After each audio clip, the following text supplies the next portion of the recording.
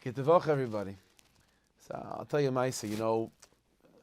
The Baal Tanya, the Baal Tanya's son, one of his sons, Rav Dov Ber, who eventually became the Mittler Rebbe, the second Lubavitch Rebbe. So he was known as mamish, not just a genius, but a big Eved Hashem, someone whose davening was with intense tevekas, an intense Eved Hashem. So the Maisa goes that when the future Mittler Rebbe, he wasn't the Rebbe yet, but when he was young and he first was married, so there's a particular story that he went to his in-laws who lived in a different town, not in Liozh, in a different town, and he went there for a Shabbos. And so he's spending Shabbos by his in-laws, by his father-in-law, mother-in-law, and he noticed at shul that he was davening by, there was a particular yid that he saw, the Mittler Rebbe had good eyes, he saw that this yid wasn't davening with as much kavana and as much hislavus as this Jew could have. So what the Mittler Rebbe did, and he would do this in occasion, he saw as part of his avodah, not just to better his avodah Hashem, but to try to help other yidden too. So he engaged this Jew in conversation, and sort of in the middle of the conversation, in a nice, soft way, told him, we could all work on our tefila, and you as well, and he sort of gave him chizik to work on his davening.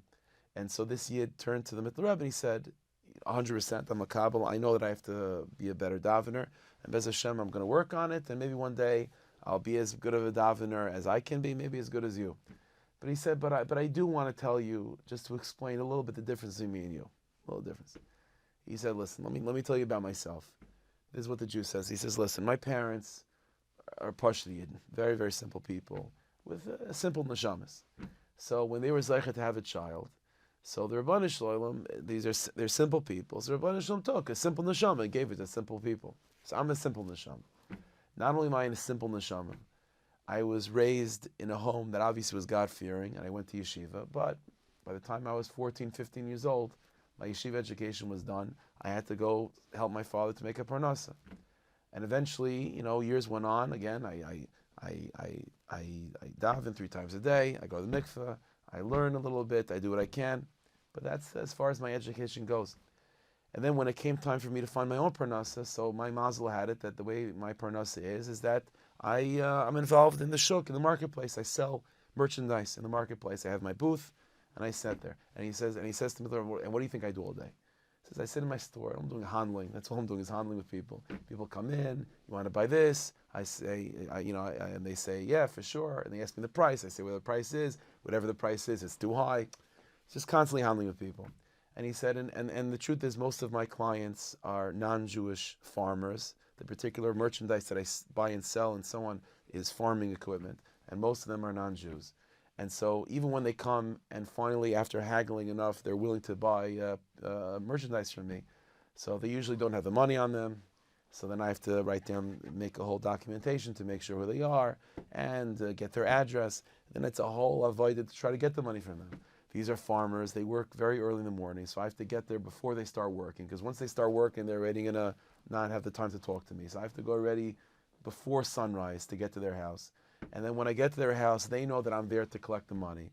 They don't want to pay me. So they start draining me a cup. They have to sit down. I have to talk with them. I have to have a drink with them. I have to get to know their family. It's a whole avodah. And then at the end of the day, maybe I get paid. And that's my life. And so then I come home. I'm very tired. And I schlep myself to Mincha and Ma'ariv, and I open a Sefer, and I learn Ein Yaakov, learn a Mishnah. And yeah, is my kavanah the best in the world? No, but that's my life. This is the pekel that I was dealt. I'm doing the best I can. And now he said, well, let's learn to you. And what about you? He said, your parents, your father, your mother, you're the tzaddik, the tzaddik of the generation, the tzaddikus of the generation, big neshamas. So when they were zeicha to have a child, what category of neshamas does Rav Shalom give them? A big neshama. So you have a big neshama. And not only you have a big neshama, you were also raised in the house of the Baal Tanya. You're raised in the house of tzadikim, surrounded by gedol chassidim that are dedicating their lives to avodas Hashem. And you have to do anything but sit and learn and to devote yourself to that. And so you daven the way a Jew is supposed to daven. And I'm asking, I'm going to work on myself, I have to, but just appreciate where you're coming from and where I'm coming from. That was the end of the conversation. So the Mittler Rebbe never had a conversation like that before. No one ever spoke to him like that. And he was mama shaken up. He thought to himself, so at the end of the day, this yid's right. So what is my entire avodah worth? everything that I'm committing, all of my avodas Hashem, maybe is nothing compared to that yid. Because it's true, like my davening is greater than his, but based on all the background that I have, and he's right, that he laid out the situation very, very well, who knows what my avodah is worth? Maybe my avodah is worth much less than this yid. His mom is shaken up to the core like this. So he decided that when after Shabbos was over and so he's going to go back home to his father, he's going to go into Yechidus by the Rebbe, by the Baal Tanya, to discuss this, to work this out. And just on a side note, by these Tzadikim, obviously the Baal Tanya was his father, but he was also his Rebbe, so it was like a funny, interesting relationship. But he would go to Yechidus by his father, by the Rebbe. And so he went to Yechidus, and Baal Tanya worked it through with him, and said whatever he said.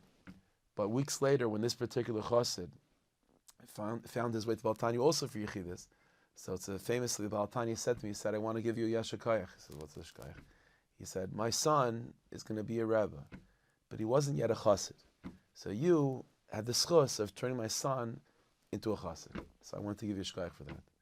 And that's what a chassid is. A chassid is someone that understands that with all their avodas Hashem and all their big madregas, who knows, maybe another year that's given a more difficult situation in life and a difficult peckle to bear, and he does what he can to serve the Rebbeinu Shalom on his level. Who knows, maybe the Rebbeinu Shalom is more nachas ruach from that other yid's avodah. Who knows?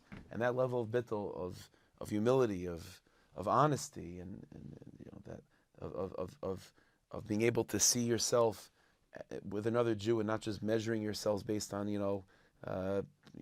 benchmarks that are tangible, but to understand that in terms of where this person is coming from and what type of avodah the Rebbeinu Shalom is receiving, and then to not know who the Rebbeinu Shalom is getting ikar nachas from. Is it from the person with the biggest kishonis in the world, or maybe it's the person with the least kishonis in the world? To not know the answer to that, that's what it means to be a chassid.